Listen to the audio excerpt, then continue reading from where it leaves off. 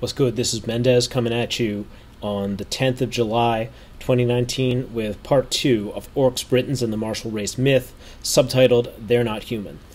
This is the audio and video version of this article if you prefer to get your media in that way.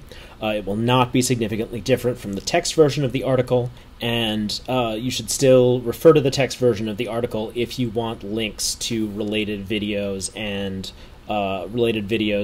articles and so forth.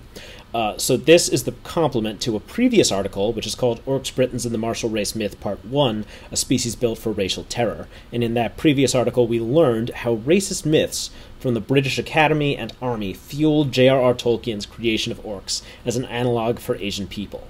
Today, I want to look at what happens to orcs as we follow Lord of the Rings' influence into modern media.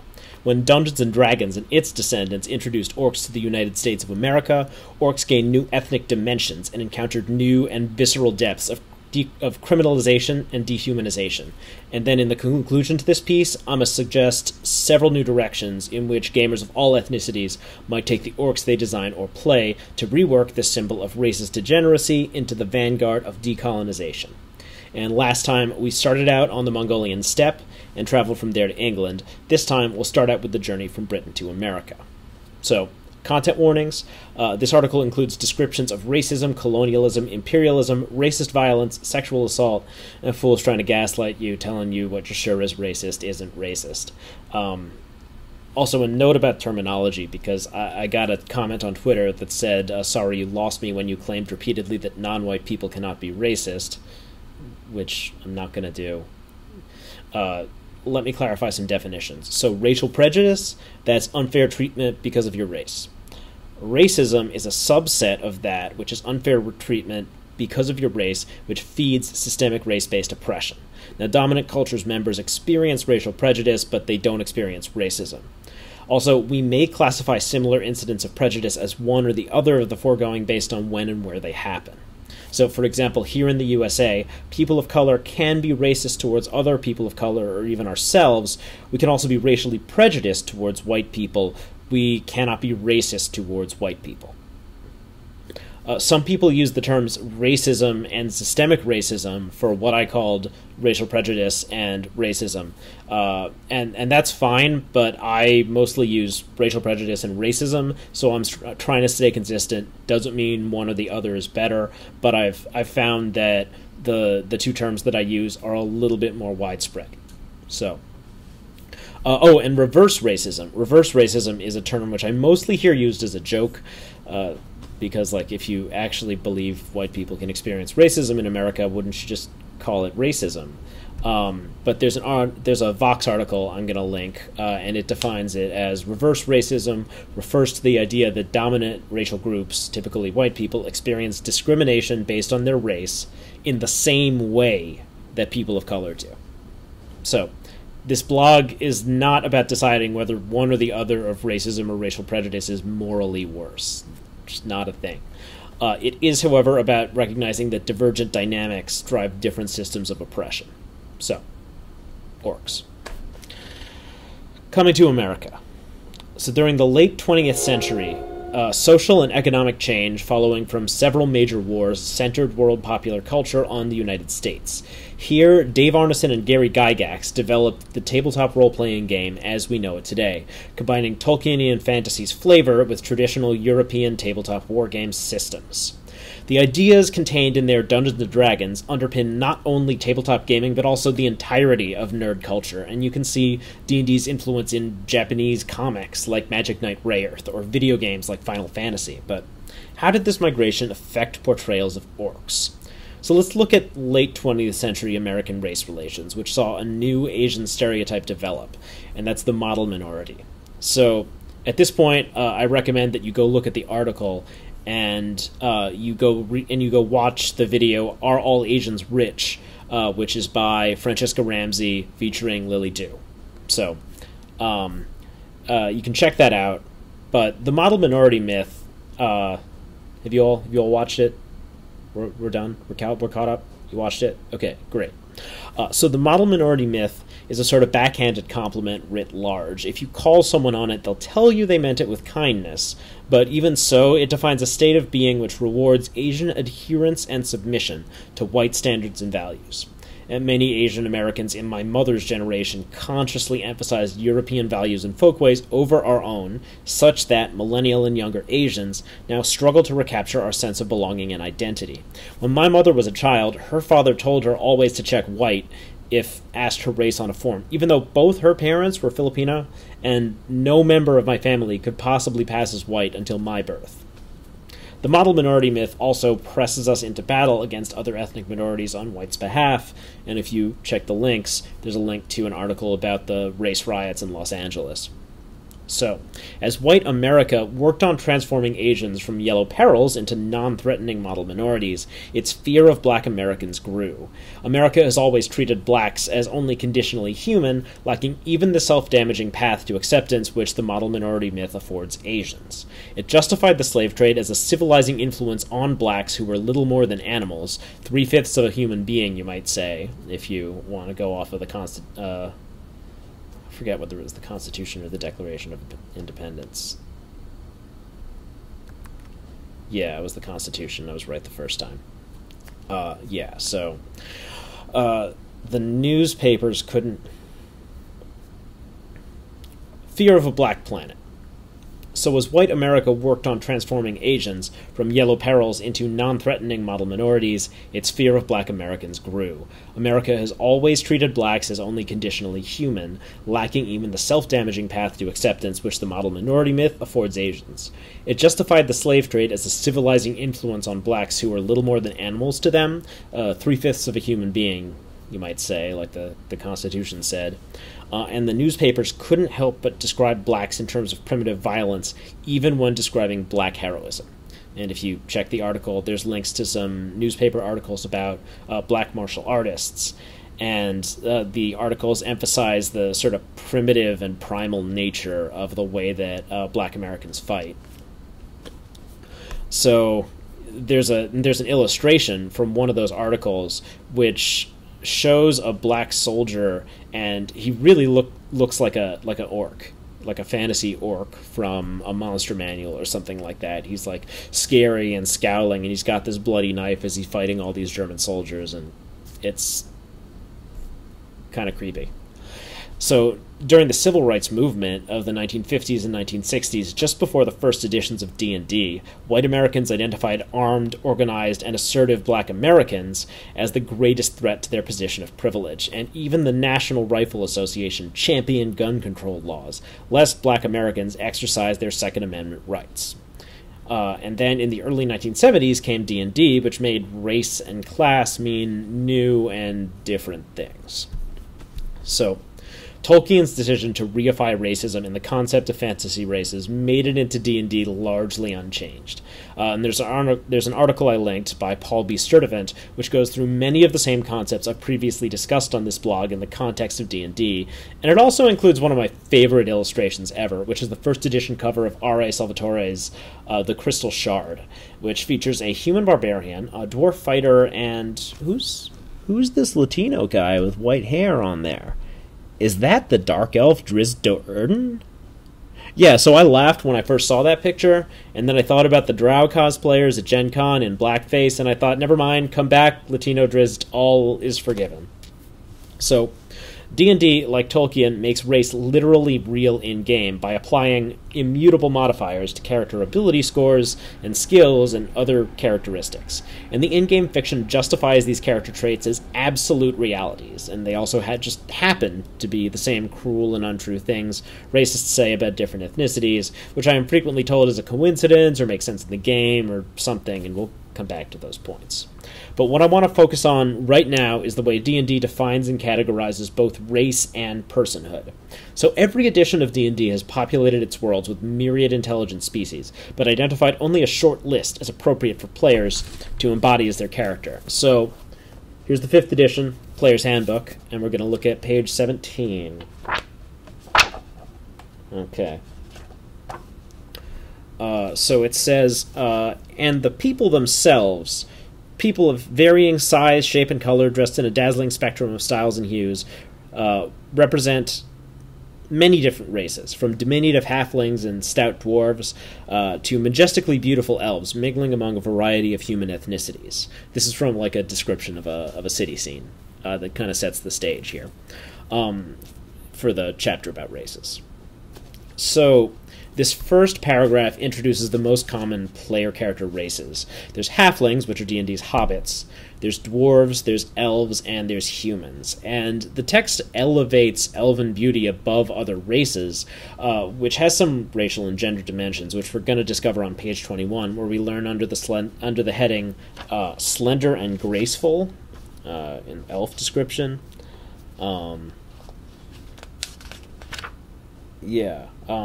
With their unearthly grace and fine features, elves appear hauntingly beautiful to humans and members of many other races.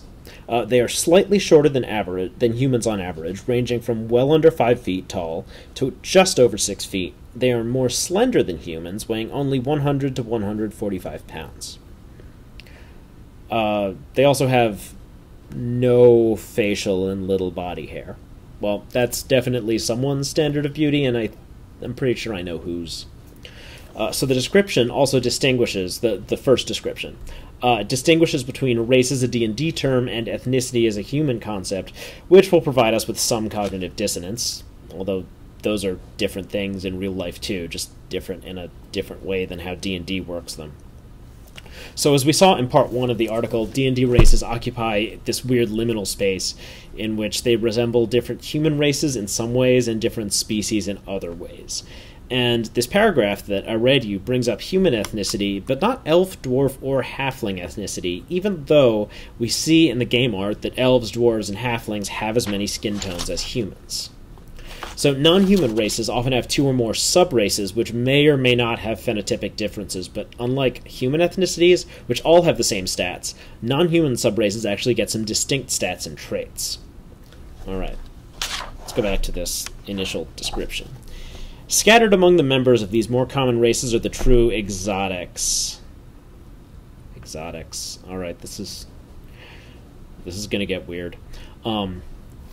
A hulking dragonborn here, pushing his way through the crowd, and a sly tiefling there, lurking in the shadows with mischief in her eyes. A group of gnomes laughs as one of them activates a clever wooden toy that moves of its own accord. Half-elves and half-orcs live and work alongside humans, without fully belonging to the races of either of their parents. So fun fact, entirely true fact, we biracial people, we spend 75% of our time feeling like we do not belong to either of our parents' races, of which 66% occurs when white people ask us if we feel confused about our identities. Totally true, 100%. Alright, what else? And there, well out of the sunlight, is a lone drow, a fugitive from the subterranean expanse of the Underdark, trying to make his way in a world that fears his kind. I know how you feel, man. So we got the normals, and that's humans, elves, dwarves, and halflings. We got the exotics, who are dragonborn tieflings, dark elves specifically, gnomes, and... Wait, so humans and elves are both normal, but race mixing results in an exotic. Great. Also, wait, half-orcs are up in here, so we're the orcs. What happened to half-orcs' other parent race? Maybe we'll find the answer in half-orcs description on page 40. Okay. Whether united under the leadership of a mighty warlock, or having fought to a standstill after years of conflict, orc and human tribes sometimes form alliances, joining forces into a larger horde to the terror of civilized lands nearby. When these alliances are sealed by marriages, half-orcs are born. That's where half-orcs come from. Orcs and humans decide to be evil together and have babies. Alright. Some half-orcs rise to become proud chiefs of orc tribes, their human blood giving them an edge over their full-blooded orc rivals. Some venture into the world to prove their worth among humans and other more civilized races. Okay, more civilized races? Who wrote this? Jordan Peterson? Alright, many of these become adventurers, achieving greatness for their mighty deeds and notoriety for their barbaric customs and savage fury. Okay. Horde, terror, barbarian, savage. I've heard all this before. These are the words colonizers usually apply to natives everywhere. And in an American context, now that Asians are a model minority, we usually hear these terms applied to Africans and Native Americans. So, half-orcs are already uncommon and exotic. Orcs aren't even in the book. They appear instead in the Monster Manual, where monsters generally only acceptable for use as non-player characters under the Dungeon Master's control live. To roll an Orc PC, you need Volo's Guide to Monsters, which is a peripheral sourcebook your DM might not even allow. And there we discovered that orcs get bonuses to strength and constitution, a penalty to intelligence. They're one of a tiny number of D&D races which even have negative modifiers in this edition of the game. They have an alignment that's usually chaotic evil, the ability to see in the dark, and the traits aggressive, menacing, and powerful build. So now instead of being smaller than humans, like in Lord of the Rings, they're swole, presumably also because of that migration from Asian stereotype to other racial stereotypes. I'm not going to copy in all the rest of the text in Volo's Guide to Monsters that describes orcs, because I don't want to extend this article with too many quotes, and because you can probably imagine it based on what you've already read here, and because I need to maintain the emotional fortitude to finish this article. But it's not okay. It's really not okay. So by default, orcs are unplayable monsters, and even their offspring with humans are exotic and strange, not to mention the result of circumstances of dubious union. They're othered, marginalized, and characterized with great athletic ability, but poor mental faculties, and that's where this story comes from. It's 2012. So I arrive at an art gallery with...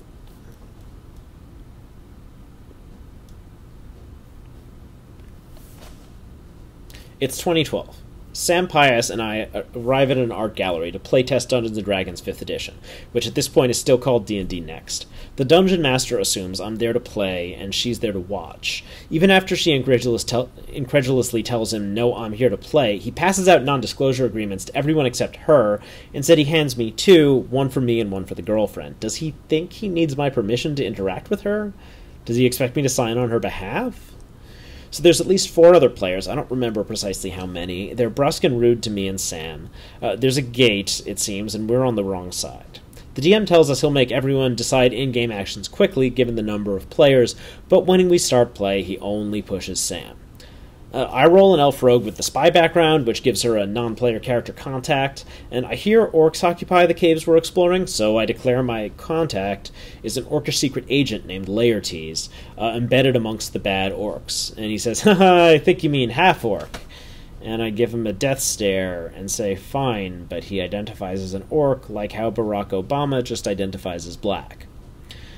When players roll critical hits or kill monsters in combat, this DM goes ahead and describes the nature of the attack, unless they interrupt him and insist on doing so themselves, which I do.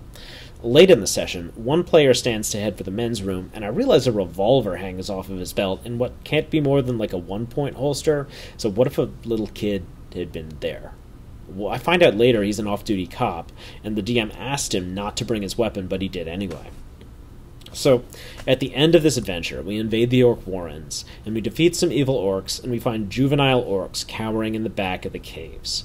And one player describes his elf fighter walking over and killing an orcish child. And I'm like, what the hell? And he's like, but orcs aren't people. And I'm like, roll for initiative. The DM ends the game. Are orcs people? Quote from Jean-Paul Sartre in the preface to Frantz Fanon's The Wretched of the Earth. Not so very long ago, the Earth numbered 2,000 million inhabitants, 500 million men, and 1,500 million natives. End quote. How do you decide what is or isn't a human? How do you decide what is or isn't a person? Humans excel at answering those two questions in ways which surprise, delight, and or disgust our fellow humans, whatever those are. We identify natural phenomena or abstract concepts with deities. We declare our electronic pets our biological children. We pack bond with domestic robots, and we turn velveteen rabbits into real rabbits. And the story of the Velveteen Rabbit is linked in the article, and it's very sad. So this activity, personification, drives and defines role-playing games, but we're equally capable of excommunicating beings or categories of beings from personhood. And this complementary activity, dehumanization, also features prominently in both role-playing games and real-world atrocities. Strictly speaking, fictional characters are neither humans nor people, but were you to approach someone on the street and ask them whether they think Princess Leia is a human or person, they'd likely say yes to both. Alright, what about Master Yoda? No, not a human, but probably a person. What about a TIE fighter? Neither human nor person. What about the droid R2-D2? Okay, good question. So we shift automatically into this mode when we suspend our belief and our disbelief and engage with fiction, to the point where we feel intense joy or sorrow when, for example, television shows end in satisfying or unsatisfying ways, and role-playing games, especially analog ones, begin and end with this process. We invest our humanity as intensely as any method actor into spoken words and messy scribbles on paper and costumes. And if you're the game master, you might realize dozens or hundreds of characters, and we constantly define and redefine personhood, mediated by the game's system and the specifics of what goes on at the table. When we play video games, we don't usually embody the character we're playing in the same sense, although it can come close, and I'm thinking of the helicopter crash scene from Call of Duty 4 Modern Warfare, or the moment you decide to harvest or rescue a little sister in BioShock, or the way we characterize Commander Shepard through her dialogue choices in Mass Effect. So, that's how and why we personify in role-playing games. But what about the other thing? When, how, and why do we dehumanize? When we dehumanize someone or something, we sort it into a different box from ourselves and our fellow persons. We do so when they're different from us, usually in a way that rates them worse than us in some estimation. And sometimes, but far more often than we like to admit, dehumanizing them would be convenient somehow. Often, on some level, we've previously personified the thing we subsequently dehumanize. We don't usually bother to dehumanize, say, the guardrail beside the highway because we never personified it in the first place, until now, when you are suddenly thinking about what to name that guardrail, so you're welcome. And in D&D, the activity of role-playing, of merely describing orcs as intelligent beings with 4 limbs and speech, starts to humanize and personify them. Lest we begin to afford the same respect and compassion as ourselves, we must dehumanize them, and aggressively, in a way that blows back even on half-orcs. Speaking of which, we need to talk about half-orcs. Quote, by and large, what they were saying was this: you are making us into monstrosities. Your humanism claims we are at one with the rest of humanity, but your racist methods set us apart. That's Sartre again. So this is the part of the article which talks a little bit about sexual assault. Please proceed with care. As an orc fan and a multiracial man, I should like half-orcs. I don't, though, primarily because when I explain them to children, this conversation happens. What's a half-orc? Well, it's someone with both human and orcish ancestry. Can I play an orc? You can't. Why not? Because orcs are usually evil monsters. So that means... okay, let's move on to classes! So if we start from the axioms, humans can be good or evil, and orcs are almost always evil monsters, no explanation really gets us out ahead of the implication that orcs sexually assault humans to create half-orcs.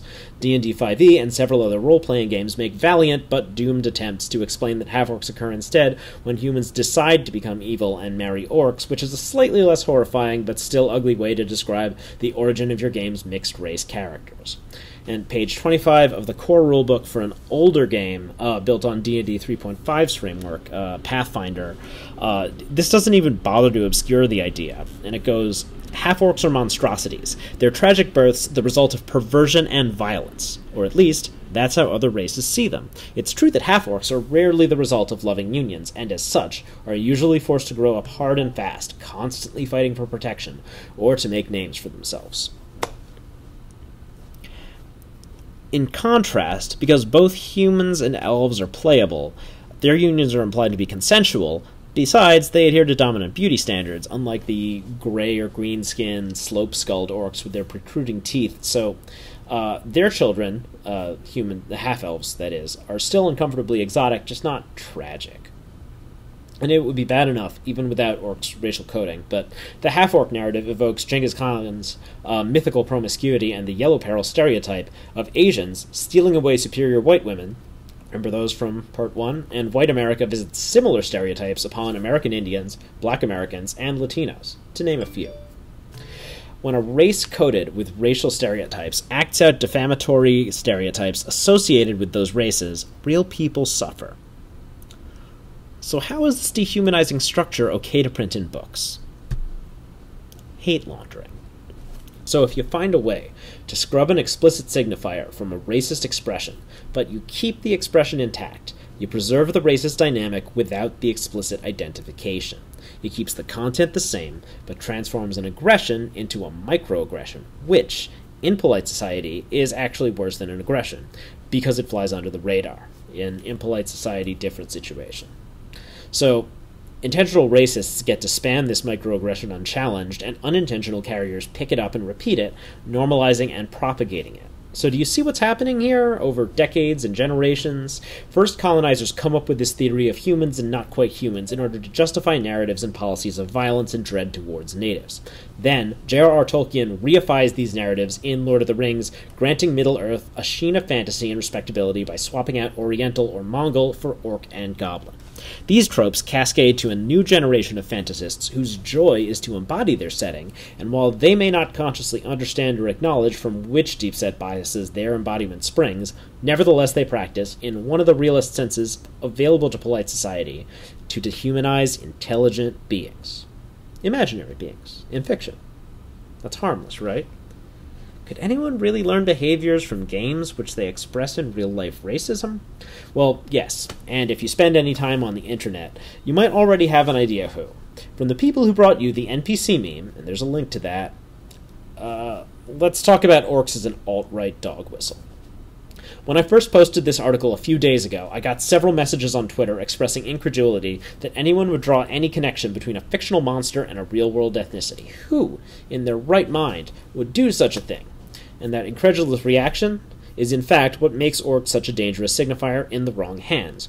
Most people transmitting racist baggage by way of orcs have no idea that they do so, and I certainly didn't before the past couple of years, but do y'all know what a dog whistle is?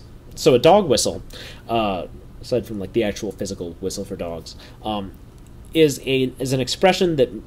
A dog whistle is an expression which means one thing to the general populace, but has a second and often politicized meaning to a select group. Sometimes this secondary meaning is unintentional, or perhaps originates from unconscious bias. For example, if you tell a person of color they speak so well, are you subconsciously expressing your surprise that they aren't an illiterate troglodyte? So that phrase is a kind of dog whistle, because those of us who have heard it used as a backhanded compliment feel differently when someone says that to us than when someone who's never heard it before in their life might feel. So many of you are experiencing this split reaction right now to hearing about orcs. I've never thought about it this way, so why should it matter that this guy on the internet says orcs have to do with racism? That's how microaggressive racism works, though. So only the harmed notice it, but when we try to tell others, they tell us we must be crazy, so it keeps happening. So there's another kind of dog whistle, though, which is a substitute term members of an in-group intentionally use to communicate an offensive idea to one another or to their enemies, without polite society noticing, like globalist elites for Jews. Sometimes, these people make attempts at subtlety, and there's some links to some alt-right dog whistles listed in the article. And other times they don't try nearly as hard, such as in 2017, when the alt-right began to spread the orc posting meme. Orc posts are screenshots from the Lord of the Rings films with modern headlines overlaid on them, and orcs replacing refugees, immigrants, Muslims, and similar groups the alt-right accuses of attacking and destroying Western civilization. So hey, even if you don't make that connection, these guys, whom I dread running into at Renaissance fairs and gaming conventions, do. They're using orc as a cipher for people who look like me and people I care about. Now they can freely imply brown people are savage horrors who deserve to die.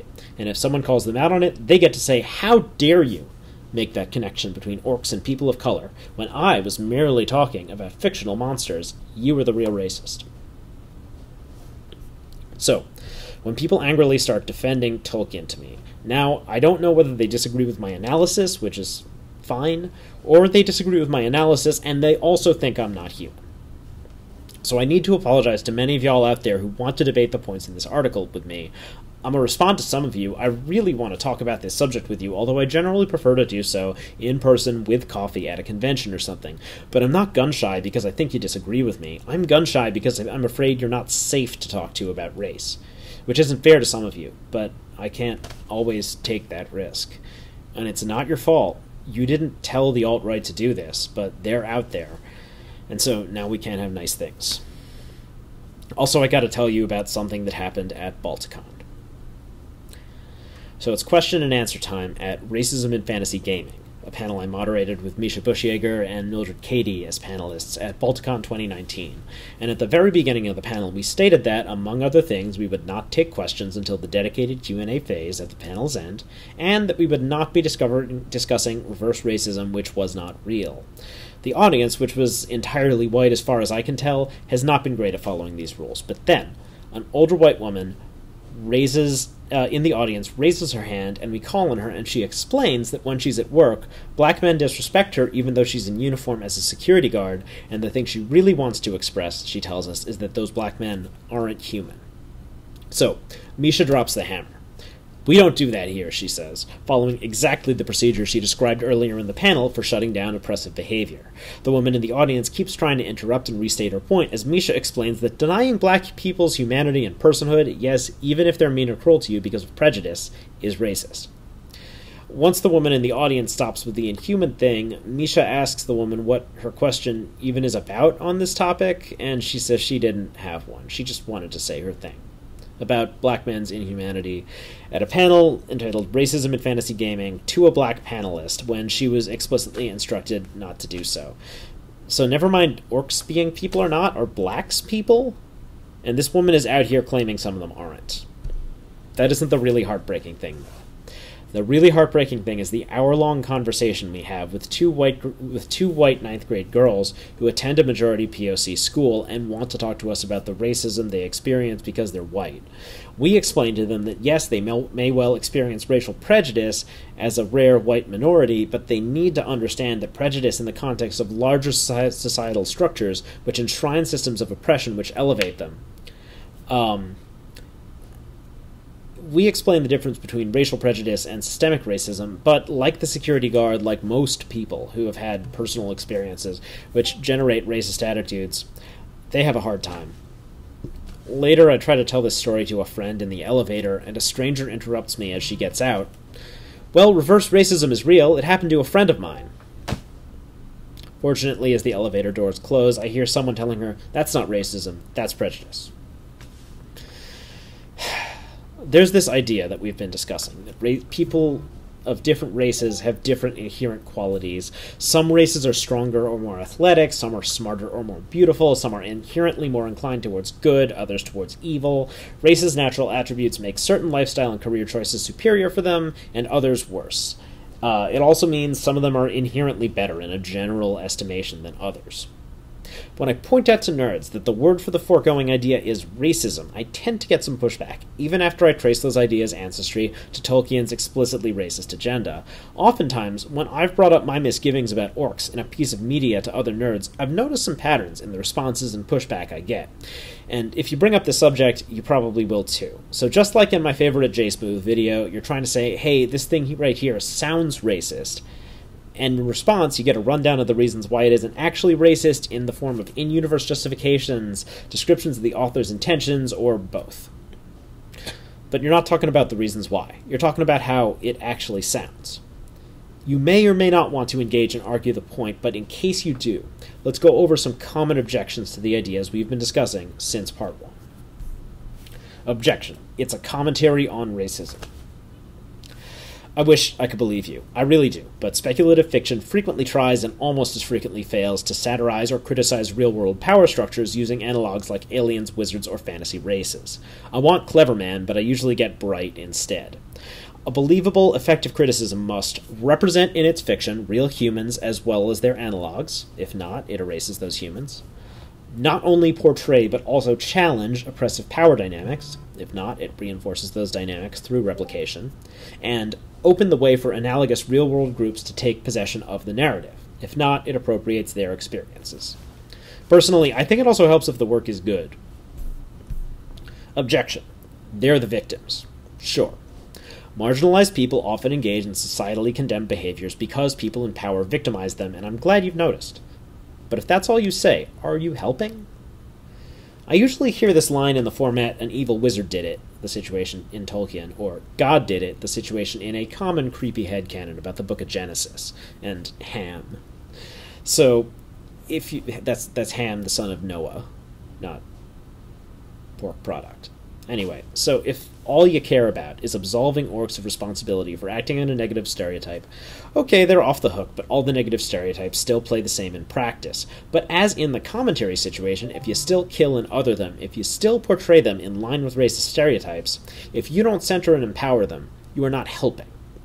The aforementioned headcanon, after all, justified slavery to many of its proponents. Never let victimhood eclipse personhood, lest it become yet another mechanism of dehumanization. Objection. The guy who wrote or designed it also did some progressive things. Neat. I'm not talking about those right now. I'm talking about these orcs. Good things and bad things someone does don't add to or subtract from one another. Like I always say, if you volunteer for the NAACP for 5 months, you don't get 5 racism credits you can spend on uses of the N-word and then call it square. Objection. In this game, the orcs are noble savages.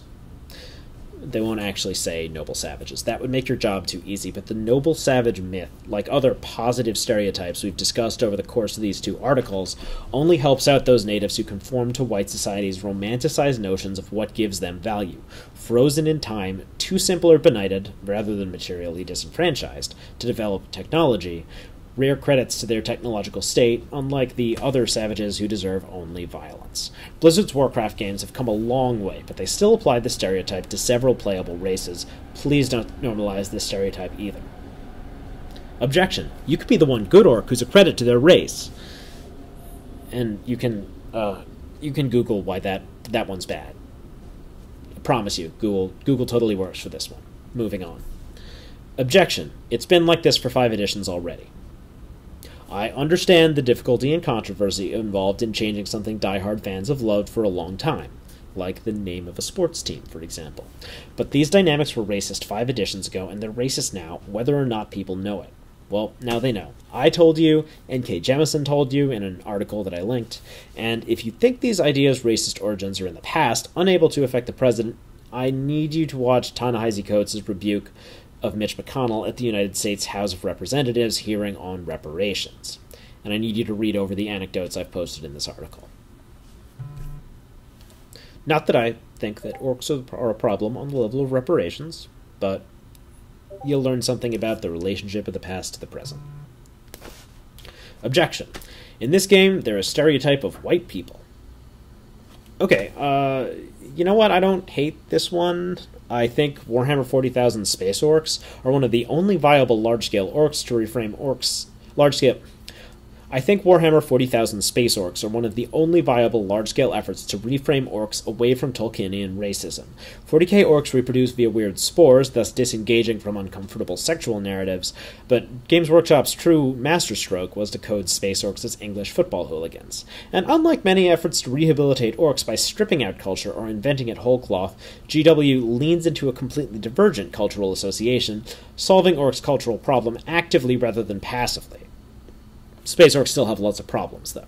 They're all coded male, they still run on stereotypes, especially class stereotypes, which can blow back onto both white people and some of the same ethnicities as Garden Variety Orcs. And British football hooligans overlap heavily with far-right nationalists. Also, orcs are really expensive to collect. Still, I think we can all learn some fascinating lessons about proactively changing fraught narratives from this weird little choice GW probably made because it was funny. Last objection. We need imaginary non-people we can fight and kill for fun. Here's Sartre again. Our soldiers overseas, rejecting the universalism of the mother country, apply the numerus clausus to the human race. Since none may enslave, rob, or kill his fellow man without committing a crime, they lay down the principle that the native is not one of our fellow men. End quote. So, here it is. The most dangerous game points to this objection for honesty. I sympathize. Although I prefer to fight people I like and respect. The trouble is, as we've discussed, othering legions of human-like creatures so you get to kill them and take their stuff has a bad history on this planet. That's colonialism, and some of us can't shake that association, no matter how Actually, because of how thoroughly you other these orcs, because that's really what's going on, isn't it? The orcs aren't just like that in the setting. A creator sets them up, personifies them just enough that they look like they'll put up a fight, and then dehumanizes them, folding racial signifier after racial signifier into them in the process. And if you think you've made them raceless, if you think you have no cultural signifiers, you played yourself. Dehumanization is never uncomplicated. If you want unproblematized violence, you won't get it from orcs, unless you've never been the orc to someone else's human, elf, dwarf, or hobbit. Finally, the trouble is, even if I believe your objection, even if it really isn't what it looks like, it still looks like that. So let's work with a counterfactual here. Let's say these reasons are valid and it's cool to take something which looks exactly like racism and put it in your game because a wizard did it, or it's a satire, or there's this one good half-orc who is president or something.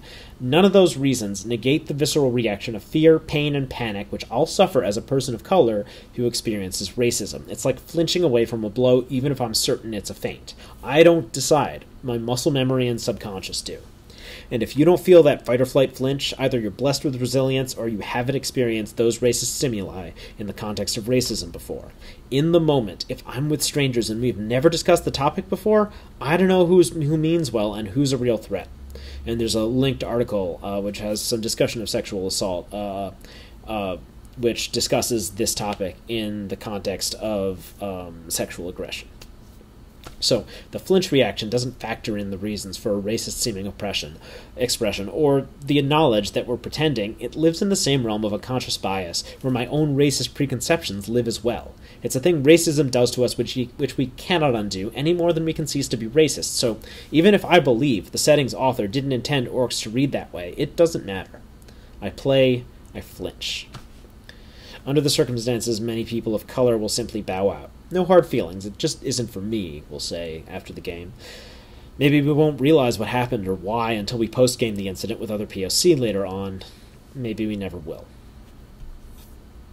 Finally, Reclamation and Rehabilitation.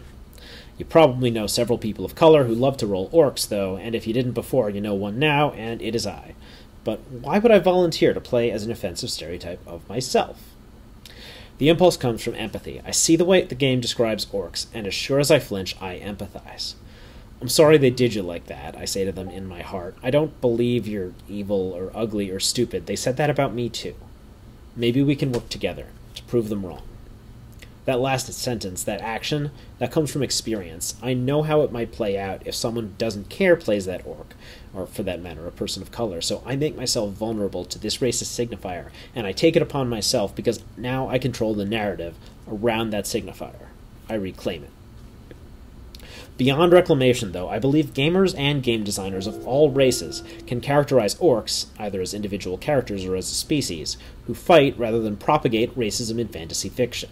Some of these steps apply to game design specifically, others to fiction as well. You may recognize some of these principles from my previous articles about race and history. The guiding rule is, since we cannot reliably extricate orcs from racial associations, we must characterize them with the same compassion, respect, and attention to stereotype we extend to people of color. In other words, we must personify and humanize orcs. Here's how. Center their stories. Allow orcs to star in the narrative as main characters or player characters. Give them the complexity and likability due to main characters. Give them rich relationships, messy and loving families, diverse cultures, and cute pets. Give them religions or schools of thought which knit their society together and help them strive to be better people. Give individual orcish heroes distinct narratives from one another that sometimes are and sometimes aren't about their orcish nature. Give orcish antagonists inner lives and compelling causes. When they die, give their deaths meaning and pathos apart from their relevance to non-orcish main characters. Diversify orcish culture. This is that Planet of Hats we talked about in less of a question, more of a comment. There should be different kinds of orcs with different cuisine, different clothing, different weapons, and different languages. Maybe they even look different or have different skin colors. You've read May I Play as a Character of Another Race, right? My other article? What about best practices for historical gaming? Check those out. Bring that knowledge here. I'm not saying it's got to be Rainbow Orcs all the way down, although I do sincerely hope someone writes a minigame called Rainbow Orcs all the way down, but you can handle 2 or 3 distinct orcish cultures, right? Of course you can. Orcish Culture Hard Mode, lean into real-world cultural signifiers. Okay, Tolkien, you want orcs to look like Asians? Let's do this. Associate orcs explicitly with real-world human cultures. Represent those cultures positively, accurately, and respectfully. You want some Mongol types? Give them nomadic settlements, sturdy tents, herds of livestock, gigantic floofy dogs, and throat-singing virtuosi. When you have your nonviolent signifiers down, then give them some martial culture. Visionary generals, eagle wrestling, horse archery, and a weird overrepresentation in the traditional wrestling league of the orcs who live on the island to the east. Eschew ability score modifiers. When you cap orcs' intelligence or charisma below humans or elves, but give them bonuses to strength and constitution, you feed the narrative that orcs are a martial race. They're inherently better suited to jobs or classes focused on physical violence, while other races or species outperform them at intellectual or social classes and pursuits. When I run D&D, I drop ability score modifiers from every racial traits listing in 5th edition and give all characters 3 bonus ability score ranks, either +2/+1 or +1/+1/+1 after point buy. In Burning Wheel or Shadowrun, I remove caps to perception and will for orcs and Kern. Next time you play one of these games, mention these racist dimensions and ask your GM to implement this variation for this reason, and pay real good attention if they say no. Now, every race has a wide diversity of choices with regard to character class, and we don't have some races who are inherently better soldiers or athletes or musicians than others. The system won't fight you when you roll up genius orc wizards, unstoppable gnome barbarians, and incomprehensible goblin performance artists. I've also gotten some excellent questions on social media and elsewhere asking how I feel about weirder racial abilities like breath weapons or poison resistance, and I consider many of these traits less fraught because they're harder to tie to human characteristics which show up in racial stereotypes. Some exceptions exist. For example, a species with a prehensile tail sounds pretty dope, but if you code them as African, you're recreating a monkey stereotype.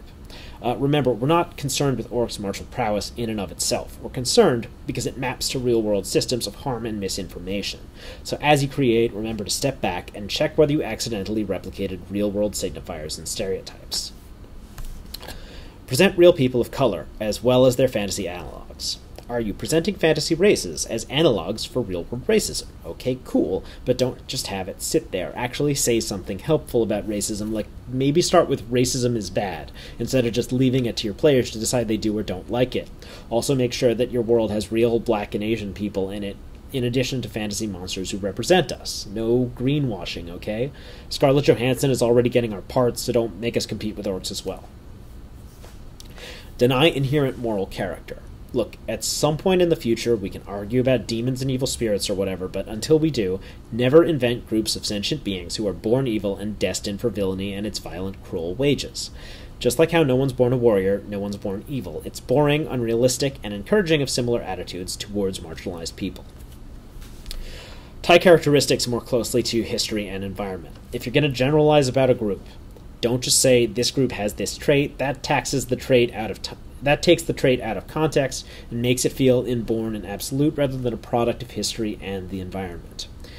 If this orc is good at fighting, why is she good at fighting? What happened in her upbringing that led her to the martial arts? She learned them from her parents? Okay, what historical and cultural factors influenced them? All the orcs in this family are good fighters? What global forces and outside attackers caused them to value physical fitness and martial heroism? Content needs context. Decolonize violence.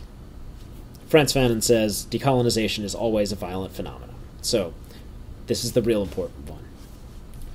There's this nagging voice in many of our heads right now, mine included, that we don't know whether or not to heed, and it says, but violent orcs are fun and empowering to play sometimes. Fine, don't say Mendez never gave you anything. We've established that giving orcs inherent, inescapable violent advantages perpetuates histories of harm. But an orcish pacifism would still highlight violent stereotypes through conspicuous negation. We may have orcish martial traditions as long as we avoid setting those traditions above and beyond other peoples, thus regressing orcs to the martial race myth. We must give orcs the agency and the choice to opt into or out of violence, in moderation as well as extremes. So, when we play as orcs and we opt into violence, let us do so to upend imperialist instruments of subjugation. If the colonizing mind's predatory, dehumanizing tendencies created orcish violence, let us redirect that violence into liberation. They tried to give us orcs who were uncivilized. We will return to them orcs who are decolonized. If orcs originated in settler colonial fantasies, who better than orcs to comprehend the following? Orcish violence is the violence necessary for decolonization. Orcish anger is the righteous indignation of the downtrodden and unheard, and orcish hatred is the hatred of systemic oppression. As orcs, let us understand violence, how to fight, why to fight, when not to fight, how to attack, how to defend, how to hold the line, and how to sneak and sabotage. We know the toll battle takes on mental and physical health, and how to support the wounded and traumatized. We study war's technological and logistical dimensions. We teach the physical and intellectual skills we know to others, to anyone who would take up arms against the oppressor. We fathom the moral weight of what we do. We may strike our enemies down, but we will never dehumanize them, as the imperialists dehumanized us. We're done with orcs as inhuman natives. We're done with orcs as chattel gladiators and animated punching bags whom we drive ahead of us so we can kill them. Every orc is a person, the way every human is a person. Orcs can get it wrong and go too far and fall to evil, just like humans can and do, but the orc, as a symbol of deconceptualized violence, is over. The horde is the community, the axe is the tool that breaks chains. Orcs punch Nazis. Thanks for joining me on this long and emotionally arduous journey across several continents and hundreds of years to explore the racial ramifications of imaginary green humanoids. Mad respect to my crew on Patreon for supporting this post. If you liked what you read, get at me over there and make sure there's more to come. And definitely check out the printed text version of the article if you want to see some links that are relevant. And if you roll up an orc based on these articles, or you write a game which draws on my recommendations, tell me about them. Comment here or post on social media and tag me. I want to know whether it worked, and if it didn't, how I can refine my approach. Maybe there's an orcish game jam in my future. I got an idea for a game about orcish dating profiles. I'll call it Orcade Cupid or something. We'll see.